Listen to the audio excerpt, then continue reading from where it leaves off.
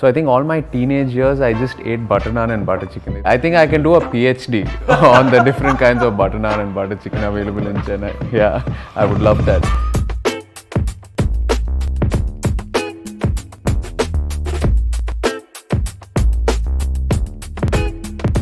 Hi Ranveer, come on in. How are you, man? Good to see you. Same here. Good to have you. All right. Growing up, what was your connect to food like? For me, growing up, 18 years I was in Chennai. I did my schooling there, and after that I came to Hyderabad. So in Chennai, as a kid, there was this one place called Sarvana Bhavan, and they had these dosas that I couldn't, find anywhere else, how much ever I traveled.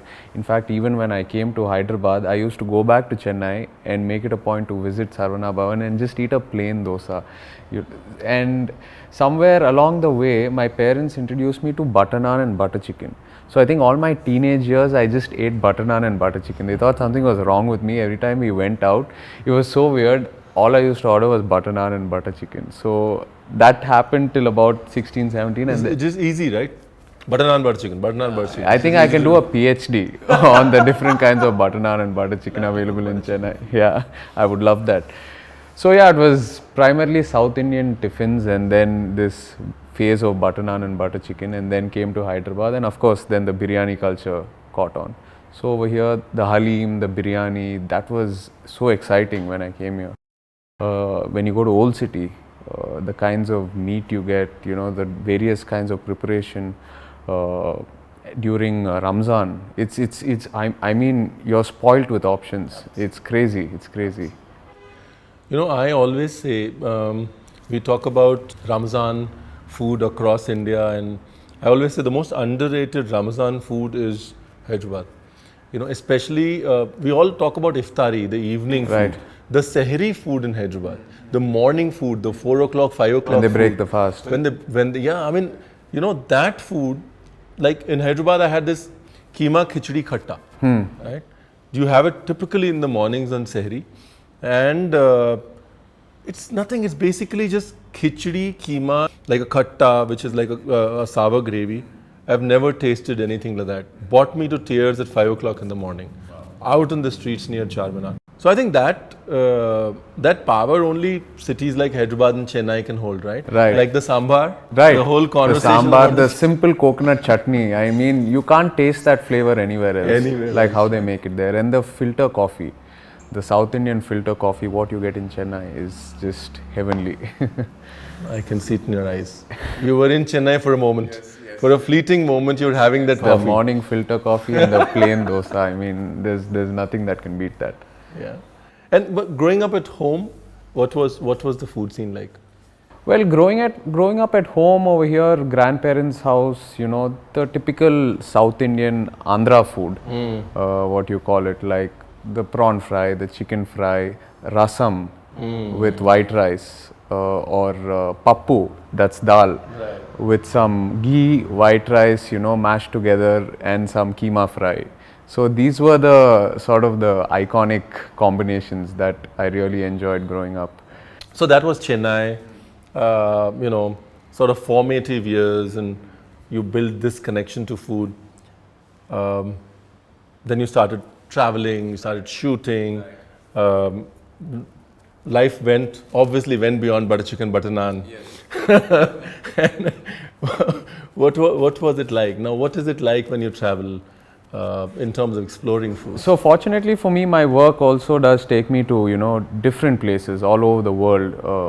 It can be the smallest cities to the most, biggest urban cities, jungles. So every time I go to a new place, it's become a habit to sort of start researching on the restaurants, go read up on the top restaurants, who's talking about what's the local cuisine about.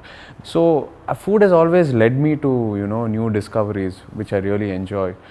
But cuisine wise, I think Japanese is something that's always sort of excited me. Wherever I go, I do search for Japanese restaurants. What is it about Japanese food?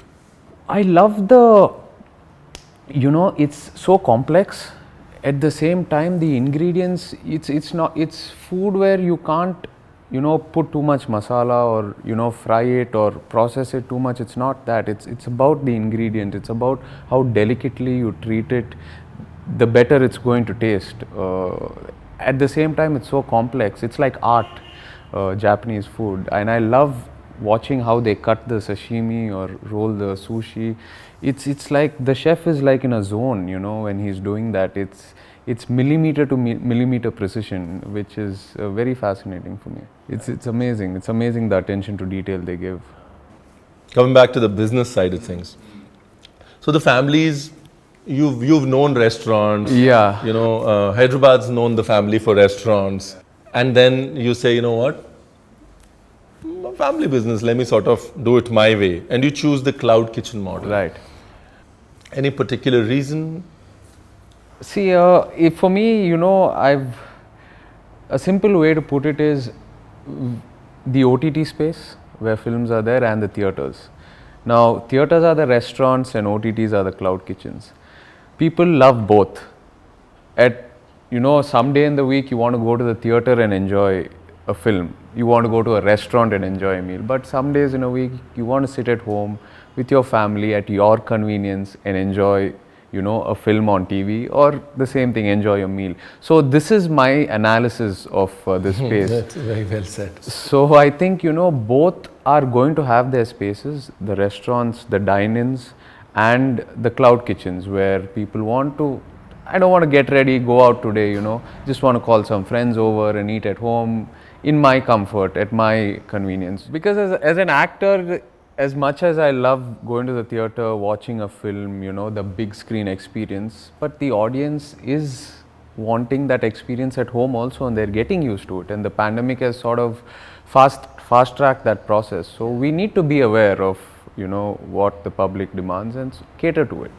So I'm already hungry. The fact that you've spoken so passionately about shoyu, and I really want to see if I'm your friend, because if the black charcoal dumpling's not there, then I'm not your friend. Let's do it.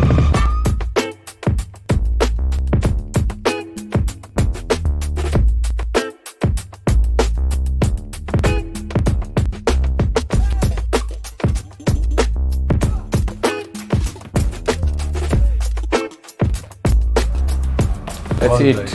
You know what I'm looking for? What are you looking for? I'm looking for the charcoal themselves.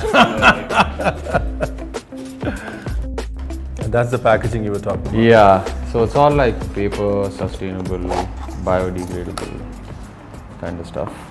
Oh, nice. Yeah.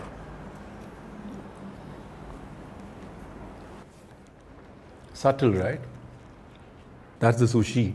Yeah, that's the sushi, that's the California roll, and this is another favorite of mine, a truffle, asparagus and avocado.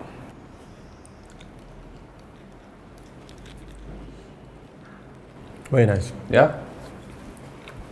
What I like about it is also the fact that the rice is in the sushi is not over seasoned with a lot of matsukan vinegar, Right. with a lot of stuff that's not needed. So it's a sashimi pizzette, is it? Yeah. Nice. And it's not, again, it would have been easy to just do a little bit of chili sprinkle, but the fact that it is shichimi, the Japanese pepper, Right. for somebody who gets it, The bottom part of the box has got the gel pack.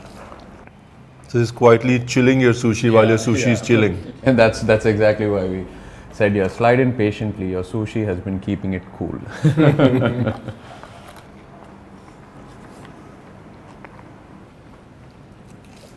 Good stuff, yeah. Like, I'd recommend it to my friends. Great, that's so And my chef friends. That's so good. Fantastic stuff. I think a lot of times, and I keep saying that, and I keep saying that, I can't have enough of it. Food is not a business, Right.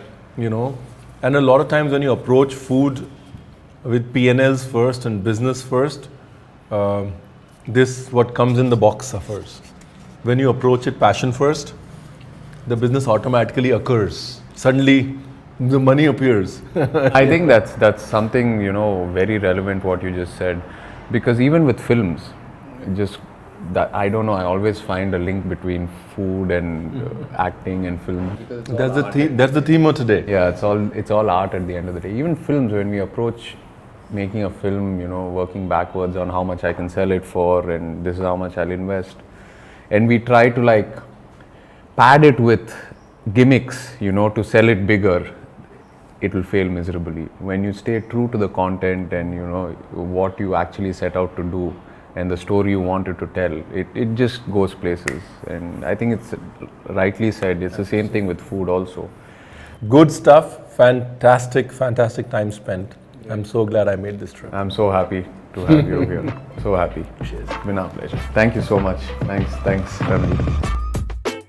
You know, I go back fuller and richer with experience, richer with understanding how relationship to food can create personalities, and how different personalities find themselves in food.